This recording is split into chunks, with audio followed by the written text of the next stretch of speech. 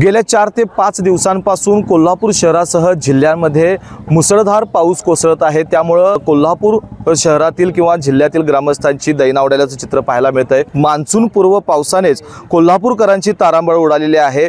पंचगंगा नदी असेल, नाले असतील आणि इतर शहरातील नद्या असतील जिल्ह्यातील, त्या दुथडी भरून वाहत आहेत। आपण सध्या पंचगंगा नदीच्या शेजारी उभे आहे आणि आपण या ठिकाणी बघतोय की पंचगंगा नदीच्या परिसरात असणारी मंदिरं देखील आता पाण्याखाली गेलेली आहेत।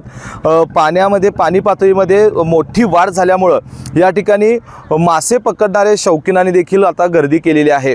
दुसरीकडे जर बघितलं तर या वाढलेल्या पाणी पातळीमुळे पंचगंगा नदीवरील राजाराम बंधाऱ्यावरील पाणी पातळी जी आता बघायला गेलं तर 17.3 इंचावर पोहोचलेली आहे। राजाराम बंधारा हा मान्सूनपूर्व पावसानेच पाण्याखाली गेलेला आहे। त्यामुळे या पुलावरील पोलीस प्रशासनाने पूर्ण वाहतूक बंद केलेली आहे। एकूणच जर बघितलं तर मान्सूनपूर्व पावसाने संपूर्ण कोल्हापूरकरांची दैना उडवलेली आहे। आज काहीसा पावसाने जरी उसंत घेतली असली तरी मात्र संध्याकाळी पावसाची शक्यता वर्तवण्यात आलेली आहे। हवामान विभागाने असा अंदाज वर्तवण्यात आलेला आहे की उद्या आणि परवा दिवशी 2 दिवस ऑरेंज अलर्ट कोल्हापूर जिल्ह्याला देण्यात आलेला आहे। त्यामुळे नदी शेजारील किंवा ग्रामीण भागातील नागरिकांना प्रशासनाने सतर्कतेच्या सूचना दिलेल्या आहेत। ऑरेंज अलर्ट नंतर काहीसा पाऊस उघडीप होईल असा शक्यता देखील वर्तवण्यात आलेली आहे।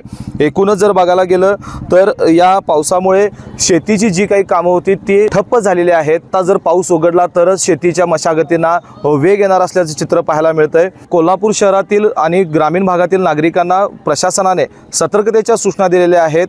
उद्यापासून 2 दिवस कोल्हापूर जिल्ह्याला ऑरेंज अलर्ट देण्यात आलेला आहे। त्यामुळे पाण्याच्या पातळीमध्ये आणखीन वाढ होण्याची शक्यता वर्तवण्यात येते आहे। व्हिडिओ जर्नलिस्ट सचिन वरेकरसह मी सद्दाम मालिक, के न्यूज, कोल्हापूर।